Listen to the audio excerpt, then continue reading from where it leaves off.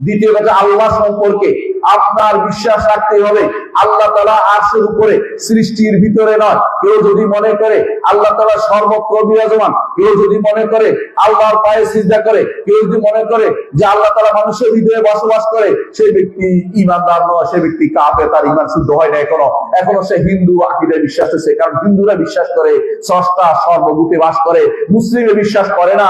কারণ আল্লাহ কোরআনে বলে দিয়েছেন আর রাহমানু আলাল আরশি ইস্তাওয়া, রহমান তার আরশের উপরে। আল্লাহ তাআলা ঘোষণা করেছেন, আল্লাহ তাআলা বারবার বলেছেন ওয়া হুয়াল আলিয়্যুল আযীম, তিনি অনেক উপরে, আলী, তিনি আলী। আল্লাহ তাআলা বলেন সুবহানা রাব্বিয়াল আলা, আমার রব যিনি সবচেয়ে উপরে, তার কাছে তিনি পবিত্র। আমাদের নবী মুহাম্মদ রাসূলুল্লাহ সাল্লাল্লাহু আলাইহি ওয়াসাল্লাম তিনি মেরাজের রাত্রিতে, আপনারা যেটা জানেন যে এই মেরাজের রাত্রিতে আপনারা শুনেছেন মেরাজ রাতে রাসূলুল্লাহ সাল্লাল্লাহু আলাইহি ওয়াসাল্লাম গেছেন, আরশের কাছে গেছেন। যদি তিনি সর্বত্র থাকতেন, তিনি কলমের দিকে ফিরে করতেন যে এই কলম বেরিয়ে আস, তিনি কি বলছেন না, আমার রহমান, আমার আল্লাহ আরশের উপরে, তিনি জিবরিলের মারফতে, জিবরিল তাকে তার জন্য বোরাক নিয়ে আসেন। এই বোরাক দিয়ে মক্কা থেকে, তিনি মক্কা থেকে বাইতুল মাকদিস আসেন, বাইতুল মাকদিস থেকে তার জন্য সিঁড়ি থেকে তিনি মেরাজ ওরুজ উপরের দিকে উঠেছেন, যতটুকু আল্লাহ উঠিয়েছেন। আরশের কাছে গিয়ে আল্লাহর সাথে কথা বলে সালাত নিয়ে এসেছেন এবং সূরা বাকারার শেষ দুটি আয়াত নিয়ে এসেছেন। এটা আপনারা জানেন। দুনিয়াতে এসেছেন, তারপরে অনেকে ঈমান রাখছে, অনেকে ঈমান রাখতে পারে না যে এক রাত্রে কিভাবে এত কিছু করলো। কিন্তু যে ঈমান আনছে আল্লাহ তাকে সিদ্দিক নাম দিয়েছেন। এটা ঈমান আনতে হবে যে আল্লাহ তাআলা তিনি আরশের উপরে, দুনিয়ার সৃষ্টির ভিতরে তিনি নন। যে কেউ মনে করবে আল্লাহ তাআলা সৃষ্টির ভিতরে, সে ব্যক্তি এখনো ঈমানদার হতে পারে নাই। সুস্থ ঈমানদার হতে হবে, বিশুদ্ধ ঈমানদার হতে হবে।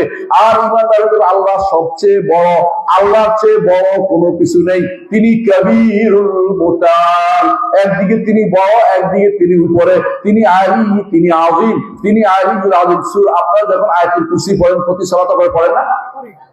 আমার নবী বলেছেন সালাতের পরে কেউ যদি আয়াতুল কুরসি পড়ে, মরতে দেরি, জান্নাতে যেতে দেরি নাই। কেন ভাই বলেন তো? কারণ ঈমান ঠিক হয়ে গেছে, আল্লাহকে উপরে মানছে, একমাত্র আল্লাহ সম্পর্কে বলছে আল্লাহু লা ইলাহা ইল্লাহু, আল্লাহু লা ইলাহা ইল্লা হুয়াল হাইয়ুল কাইয়্যুম লা তাখুযুহু সিনাতুন ওয়া লা নাওম লাহু মা ফিস সামাওয়াতি ওয়া মা ফিল আরদ। আসমান জমিনের মালিকানা রব্বুল আলামিনের।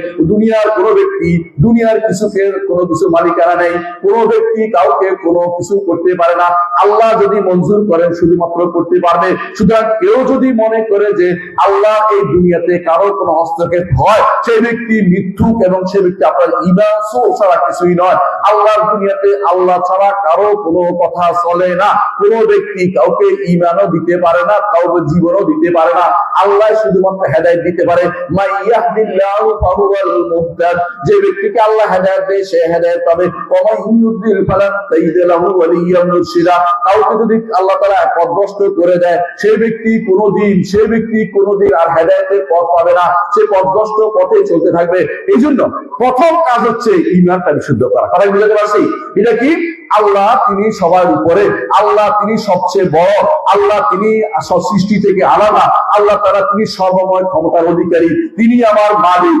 তিনি আমার শুধু মালিক নয়, তিনি আমার স্রষ্টা, তিনি আমার পরিচালক। তিনি অর্ডার দিবেন, তিনি বিধান দিবেন, তার বিধান শুনতে হবে, তার নির্দেশ মানতে হবে। কারো কথার কথা শোনা যাবে না, আল্লাহর কথা শুনতে হবে।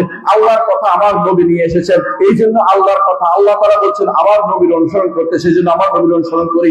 আল্লাহ তাআলা যেটা বলছেন সেটাই শুধু মানতে হবে। এটা হচ্ছে এক নম্বর কথা, ঈমানের কথা। কি বুঝতে পারছি? দুই নম্বর হচ্ছে আল্লাহর নাম আছে, গুণ আছে, সেটা স্বীকার করতে হবে। তিন নম্বর হচ্ছে এই আল্লাহর পথে আমার সারা জীবন নিবেদিত করব, আল্লাহকে খুশি রাখার জন্য আমি সবকিছু করব। কুল ইন্না সালাতি ওয়া নুসুকি ওয়া মাহইয়ায়া ওয়া মামাতি লিল্লাহি রাব্বিল আলামিন। বলুন আমার জীবন, আমার মরণ, আমার সালাত, আমার কুরবানি একমাত্র আল্লাহর জন্য। দুনিয়া কাউকে খুশি করার জন্য কিছু করব না, আমার আল্লাহকে খুশি করার জন্য আমি করব।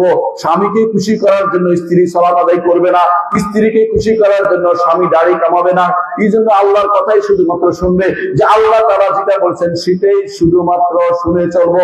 কোন নারী যদি পর্দা করে এই জন্য করবে, আল্লাহ নির্দেশ দিয়েছেন ওয়াকারনা ফি বুয়ুতিকুন্না ওয়ালা তাবাররাজনা তাবাররুজাল জাহিলিয়াতিল উলা, জাহিলি যুগের মতো চলাফেরা করা যাবে না, নারীরা ঘরের ভিতরে থাকতে আল্লাহ তাআলা বলেছেন। আল্লাহ নির্দেশ পালনের জন্য তিনি সেটা করেছেন, দুনিয়ার কাউকে খুশি করার জন্য নয়। দুনিয়ার কাউকে খুশি করার জন্য করলে আপনার এটার ইবাদত হলো না, নিজের মন মতো চলা হলো। নিজের মন মতো চললে ঈমান শুদ্ধ থাকবে না। কথা বুঝতে পারছি? ঈমানের সাথে ঈমান আছে আপনার, ধরেন আমল তো শুদ্ধ করতে হবে ভাই, আমল তো শুদ্ধ করতে হবে। আমল শুদ্ধ করার জন্য, আমল যদি না হয় তাহলে বেদাত হয়ে যাবে, বানোয়াট জিনিস হয়ে যাবে। আমল শুদ্ধ করার জন্য কি করতে হবে? আমার নবীর পুঙ্খানুপুঙ্খ অনুসরণ করতে হবে। নবী যেটা বলছেন সেটা করতে হবে। রাসূলুল্লাহ সাল্লাল্লাহু আলাইহি ওয়াসাল্লাম যেভাবে ওযু করছেন সেভাবে আপনাকে ওযু করতে হবে। আপনি বুঝছেন কথাটা? আমার নবী ওযুর ফরজ যে করছেন, আপনাদের কি করতে হবে? ন্যূনতম 4টা। 4টা তো মানে না, 4টা ওযুর ফরজ। আপনি বললেন যে এখন থেকে আমি 3টা করবো, ওযুটা হবে? হবে না। আচ্ছা বললেন যে এখন থেকে আমি একটা বাড়ি দিব, সেটা কি? এখন থেকে মাথা ধুয়ে ফেলবো, ওযু হবে? মানে আপনি এটা হবে না কেন? কারণ আপনি রাসূলের আদর্শের বিপরীতে চলে গেছেন।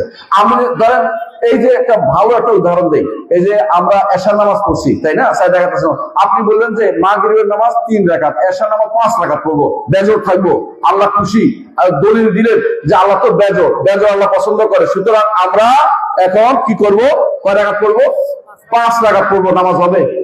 কি ভাই, বেশি তো করছি, কম করছি নাকি? চুরি করছি নাকি? ভালো কাজ তো করছি, আমি কি অন্যায় করলাম? নামাজও তো করছি, আমি তো চুরি করছি নাকি? তো নামাজ তো হবে না কেন বলেন তো? কারণ আমার নবী এভাবে শিক্ষা দেননি। কথা বুঝতে পারছি? আমার নবী, আজকে যদি আমি আরাফার মাঠে যাই বসে থাকি, এমন কান্নাকাটি করি, আরাফার মাঠে বসার সওয়াব হবে? হজ হয়ে যাবে? আচ্ছা আরাফার মাঠের পরের দিন 10 তারিখে কেউ আরাফার মাঠে গেলে তার হজটা হইব না? হবে না। আমরা তো যদি আচ্ছা একটা কাজ, 9 তারিখেও কানলাম, 10 তারিখেও যাই বসে থাকলাম আরাফার মাঠে, সওয়াব হইব? কারণ আমার নবী শিখিয়ে দেননি। আমার নবী যেটা শিখিয়ে দেননি এটা কিয়ামত পর্যন্ত দিন হবে না। কথা বলছেন কিনা? আল্লাহ তাআলা কোরআনে কারীম বলেছেন, ইন্নামা আনা বাশারুম মিসলুকুম ইউহা ইলাইয়া আন্নামা ইলাহুকুম ইলাহুন ওয়াহিদ ফামান কানা ইয়ারজু লিকা রাব্বিহি ফালইয়ামাল আমালান সালিহান ওয়া লা ইউশরিক বিইবাদাতি রাব্বিহি আহাদা। সূরা কাহফের শেষ আয়াতটি আপনারা পড়লে অর্থ বুঝেন। সেটা কি? হে নবী আপনি বলে দিন, আমি মানুষ, অবশ্যই রাসূল মানুষ, কোনো সন্দেহ নাই, তবে মানুষের মধ্যে শ্রেষ্ঠ মানুষ হচ্ছেন মুহাম্মদুর রাসূলুল্লাহ সাল্লাল্লাহু আলাইহি ওয়াসাল্লাম। দুনিয়ার কেউ তার শ্রেষ্ঠতার কাছে যেতে পারবে না, আখিরাতেও তিনি শ্রেষ্ঠ। তার পতাকার নিচে সবাই যেতে হবে। তিনি প্রথম জান্নাত খুলবেন, তার জন্য জান্নাত খোলা হবে, কোনো সন্দেহ নাই। তার পতাকার নিচে সবাই থাকতে হবে, আদম থেকে শুরু করে সব মানুষ তার পতাকা নিয়ে থাকবে, এতে কোনো সন্দেহ নাই। কিন্তু মুহাম্মদুর রাসূলুল্লাহ সাল্লাল্লাহু আলাইহি ওয়াসাল্লাম তিনি অবশ্যই আদম সন্তান ছিলেন, কোনো সন্দেহ নাই। তিনি যেহেতু আদম সন্তান ছিলেন, তাহলে আদম অবশ্যই আবুল বাশার, সমস্ত মানুষের সেরাকে, বড়কে আদম, সবার প্রথম তিনি, তার সন্তানদের মধ্যে সেরা হচ্ছে মুহাম্মদুর রাসূলুল্লাহ সাল্লাল্লাহু আলাইহি ওয়াসাল্লাম। তো তিনি, তাকে আল্লাহ বলতেছেন আপনি বলে দিন যে আমার কাছে ওহী আসে, তোমাদের কাছে ওহী আসে না। ওহীটা কি? একমাত্র যত আমল করবা, নেক আমল করবা, সৎ আমল করবা, আর আল্লাহর সাথে কাউকে শরীক করবে না। তাহলে দুইটা কাজের মধ্যে একটা হচ্ছে সৎ আমল করতে হবে। সৎ আমল হচ্ছে আমার রাসূল যেটা শিখিয়ে দিয়েছে, যা সৎ আমল হবে। আমরা সবাই মিলে যদি এখন প্রতিদিন দুপুর বেলার আগে 11টার দিকে একটা নামাজ প্রতিষ্ঠা করি, খারাপ কিছু, নামাজও না পড়তেছি, তাই চুরি করছি নাকি? তো নামাজও তো পড়তেছি, নামাজ তো, এই নামাজে প্রবর্তনটা জায়েজ হবে? জায়েজ হবে না। কেন জায়েজ হবে না? এটা তো বানাইছি, এটা বানাইছি, কথা বুঝুন কিনা? আচ্ছা দেখেন, নামাজের পরে রাসূল বলছেন 33 বার 33 বার 34 বার, 33 বার 33 বার 33 বার, আবার বলছেন 25 25 25 25, আবার বলছেন 10 বার 10 10 10 বলছেন। কি বলতে বলছেন? সুবহানাল্লাহ, আলহামদুলিল্লাহ, লা ইলাহা ইল্লাল্লাহ বলছেন। এখন আমি চিন্তা করলাম যে 25 35 33 একটা ভগ্নাংশ, এই যে আমরা রাউন্ড ফিগারে চলে যাই। হ্যাঁ, রাউন্ড ফিগার কত ভাই? 50, অন্তত 50 50 50। এটা কি রাসূলের আদর্শ পালন করা হবে? না। কি করতে হবে? 33 ঠিক রাখতে হবে। ভুল হলে এটা বাদ, বেশি হয়ে গেছে মনে হচ্ছে ওইটা বাদ, আমি শুধু 33 পড়তেছি। আমার নবী যেটা শিখেছেন এটাই আমাকে করতে হবে। কথা বুঝছেন? আপনি রুকুতে গেলেন, যে মনে করলেন যে কোরআন শরীফ পড়ো, করতে পারবেন না? করতে পারবেন, কারণ রুকুতে কোরআন শরীফ পড়াটা আমার নবীর অনুমোদিত জিনিস না।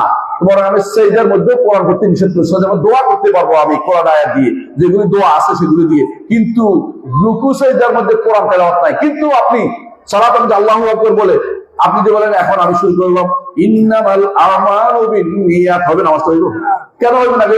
কারণ এই জায়গাতে আমার নবী এই কাজটা করেন নাই। আমার নবী যেই জায়গাতে যেই কাজটা করেছেন সেটা হচ্ছে সৎ আমল। কথাই বলতে পারছি, নেক আমল হতে হবে পুঙ্খানুপুঙ্খ, পুরোপুরি ভাবে আমার নবীকে অনুসরণ করতে হবে। যত নিজের পক্ষ থেকে কোনো কিছু দিলে সেটা কোনোদিন গ্রহণযোগ্য হবে না। আপনি যে কোনো কাজ করবেন আগে বলবেন যে নবী করছে কিনা, নবী করছে কিনা জিজ্ঞাসা করবেন। আপনাদের সমাজে বেদাত নাই আমি মনে করি, ভালো মানুষ আপনারা, তারপরেও শোনাচ্ছি যে যদি কোনো কেউ এমন কোনো কাজ করে আপনাকে বলে চলেন আমরা সবাই মিলে এখন থেকে অমুক কাজটা করবো, আপনি কি বলবেন? না, এটা তো আমার নবী করেন নাই, আমি করব না। এখন আপনাকে বলবো, হয়তো কেউ বলবে যে নবী তো বিমানে চড়েন না, আপনি বিমানে চড়েন কেন? এটা কি হয়? কেন হয় না বলেন তো? বিমানে চড়া কোনো দিনের কাজ না, দুনিয়ার কাজ। আপনি বুঝছেন তো? বিমানে চড়া কোনো ভাত, আপনি ভাত খাবে, আপনি ভাত খান কি জন্য? এটা কোনো কথা হইলো?